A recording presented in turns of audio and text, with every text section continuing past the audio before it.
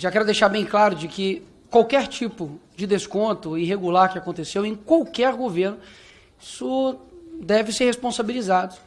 Até mesmo porque acredito que as pessoas desejam a solução. Mas o que eu estou vendo aqui é uma criação de uma narrativa que confesso que argumentos que não se sustentam ou são extremamente frágeis. Como, por exemplo, o senhor falou que foi a Polícia Federal, do governo Lula, que, enfim, fez todo esse desmonte. O Executivo não tem autonomia para poder mandar a Polícia Federal deflagrar qualquer operação diretamente que seja.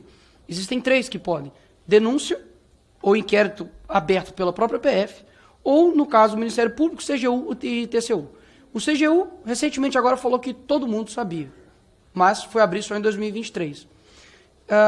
O TCU deixou bem claro de que o julgamento ficou parado pelo ministro, que foi indicado também pelo Lula.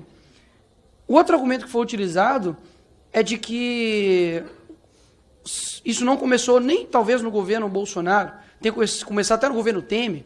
Só que isso para mim não faz sentido, no seguinte sentido: se começou no governo Temer, é culpa do Temer, né? Se começou no governo Bolsonaro, então é culpa do Bolsonaro.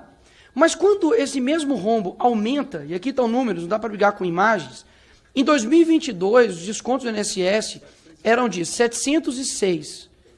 Em 2023 pularam para 1,2 bilhões e depois, 2023, 1,299 bilhões e depois 2,8 bilhões. Ou seja, explodiram sobre o governo Lula. O que eu quero dizer? De que não existe essa narrativa de que foi o Lula que mandou investigar a sua própria casa, porque a PF ela tem autonomia, não pode deflagrar uma operação a mando do presidente. Isso é um primeiro ponto. Segundo ponto, o senhor colocou aqui todas as entidades, enfim, que mais tiveram descontos. E o período, por exemplo, da Conafé foi de 2019 a 2024, ou seja, pega pedaço do governo Bolsonaro, governo Lula. Temos o Sindinap, que inclusive o irmão do Lula, né, é diretor lá, 2021 a 2023, ou seja, pega ambos os governos. E a CONTAG de 2016 a 2023. E ela, inclusive, ela é a responsável pelo maior volume de arrecadação entre as entidades. Ou seja, pela lógica não apresentada por mim, mas pelos senhores e os demais que estão defendendo essa posição, ou seja, o ladrão entrou em 2016. Quem era presidente nessa época? Dilma. Quando você pega o Sindinap, o irmão do Lula, ele era diretor desde 2008. Ou seja, ele também fazia parte também daqueles sindicatos. Ou seja, eu poderia usar esse argumento tanto para poder falar contra vocês, quanto, digamos, para poder também me acusar. Por isso que eu acho esse argumento frágil. O que eu acredito que é insustentável? De que, se foi deflagrado nesse governo, por que o ministro Carlos Lupe ele pede demissão? Porque confessa que os responsáveis não são atuais. Se os responsáveis são anteriormente, então que se pulam os anteriormente. Agora, o ministro Carlos Lupe, e puxei o seu histórico, no governo Dilma também houve escândalos relacionados à mesma pasta e que, inclusive, ele também caiu pelos mesmos motivos. O que eu acho disso tudo?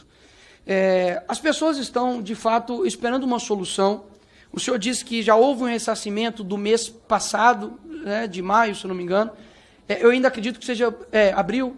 Eu acredito que seja ainda, digamos, muito pouco, e confesso que a própria mídia e Brasil não está dando a devida atenção para o que está acontecendo. Repito, o idoso que foi lesado, meu irmão, não importa se esse idoso votou no X, votou no Y, ele quer ser ressarcido.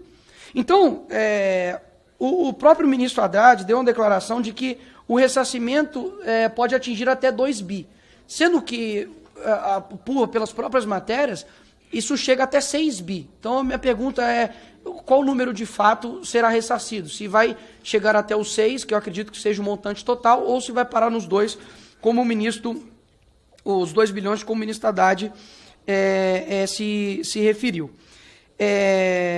Com relação à CPI que eu ouvi aqui, é uma questão interessante.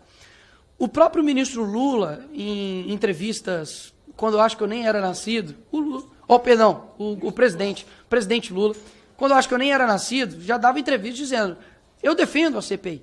A CPI é um instrumento da minoria, e deve ser investigado, né? Quem não deve, não teme. Algo nesse sentido assim. Obrigado por chegar até aqui. Para assistir este vídeo completo, acesse o nosso site. Essa é a sua TV brasileira nos Estados Unidos.